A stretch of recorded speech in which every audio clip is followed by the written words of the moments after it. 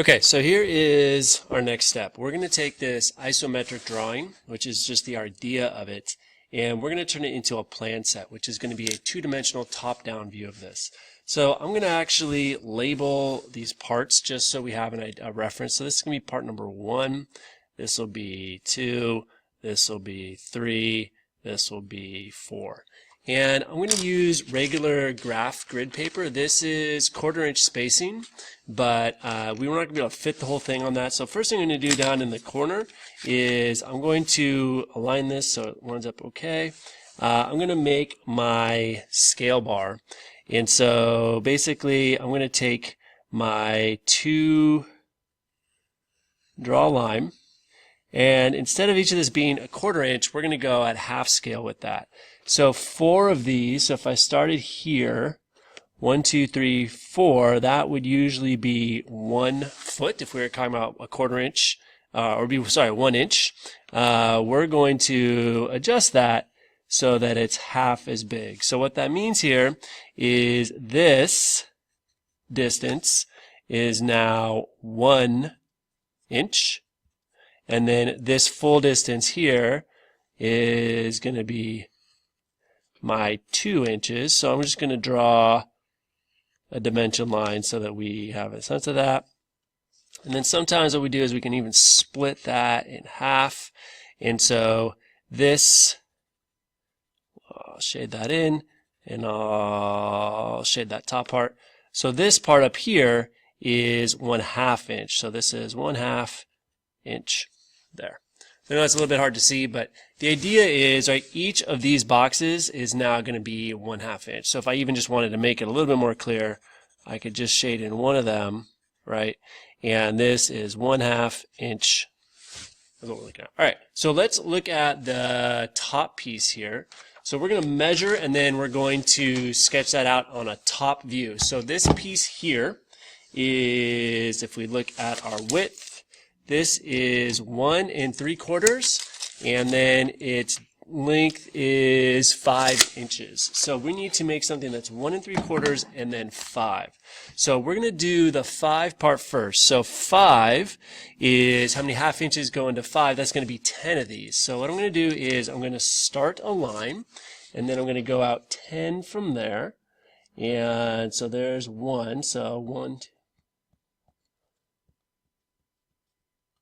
All right, that is that length, okay? And I'm going to label on the top that is 5 inches. And then I need it to be, what do you say, 1 3/4?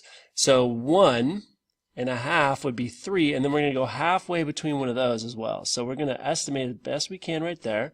So 1 1/2 in between there and there. I'm going to draw it across, and then I'm going to use my triangle again. I'm not going to use it a lot for any isometric views here, but just to be as a right angle. All right, so that's there. That is, we called that number 1, so I'm going to put a 1 in the corner and circle it. And then usually what we'll do is we lightly bring out these dimension lines. So this is 1 3/4 inch. And then I'm going to lightly bring out some dimension lines on this. And then that is 5 inches. So if we just zoom in for a second, that's what we've created. I can tighten that up a little bit with my other color if I want, just so that it pops a little bit more from the dimension lines. So we're going to just do that same thing again with our other 3 pieces. So I'm going to speed up the video again so that we can get through it. My next piece here that I'm going to do is this larger one here. So I'm going to take some measurements, and then we're going to actually draw that. We'll use our scale here. So let me measure, and then I'll draw. So this one has the same length here, so it matches up. So this is 5, and then its length should be 11. So it's 11 by 5. So I already have the 5 here. I'm just going to kind of bring that down, and then need to figure out what my 11 is. So basically, how many times does a half go into 11? We're going to see if we can fit that here going down.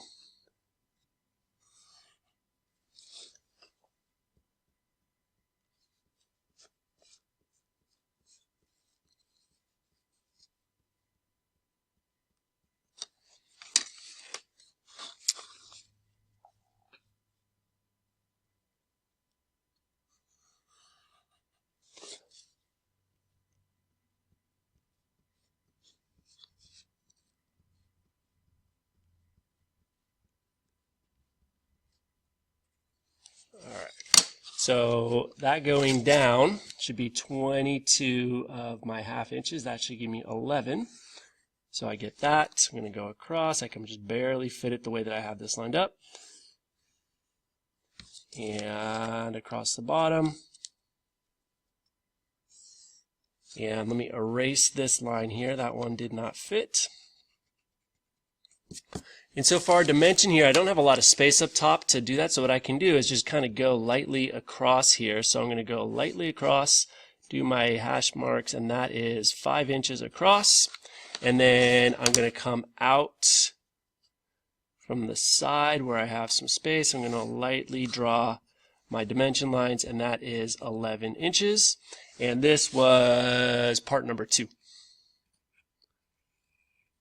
All right. So now I'm going to get the base. The base is the same length, so it's 11 long, and then it should be 7 across. So that is 7 across. So this is my third part. I'm going to start up here because I know that I need a little bit more room for this one. So I'm going to start it in this corner, and I'm going to go down 11, so that's 22 boxes.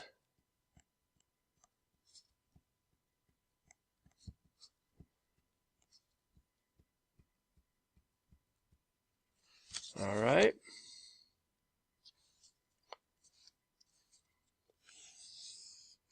And then 7 across is going to be 14. So let's see if we can fit that.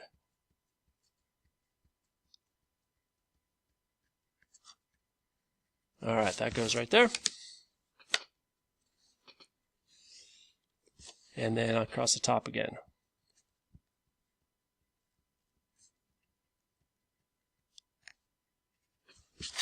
And then connect them.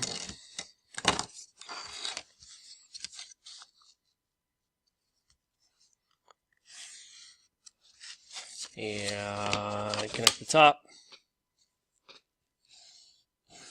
All right, and then put my dimensions on here. I'm going to put this one interior just because it's easier. So that is 7 inches across, and then it is also 11 inches long. All right, and that is part number 3. And you can see I've kind of run out of room. It works out though that actually this piece is the same as this piece. So I'm going to say this is part number 1, and this is also part number 4, and then I can even put like a ×2 here. Like I know that I'm going to need 2 of those. So that gives me my isometric drawing, right? Which gives me an idea of it, and then I have my actual scaled drawing for the parts that I need. This gives me my parts list. So because I put a ×2 on that one, I'm going to put a ×1 on this one, and I'm going to put a ×1 on that one. And then the last piece would be our assembly. So like, how do we actually put this together? You can see that I have screws and I do have glue as well, and these are marked with our center line. So we could start to make a whole nother drawing, or we can make some notes on this about how it's actually assembled, so that we can actually make it. So for this one, with not having a lot of space, I'm probably going to create another drawing that has a top view with my assembly, and then I'll go from there. So I'm going to do that in just a minute. We're going to stop this video here, but I'm going to make an assembly drawing that has it all together so I can kind of put some notes on it.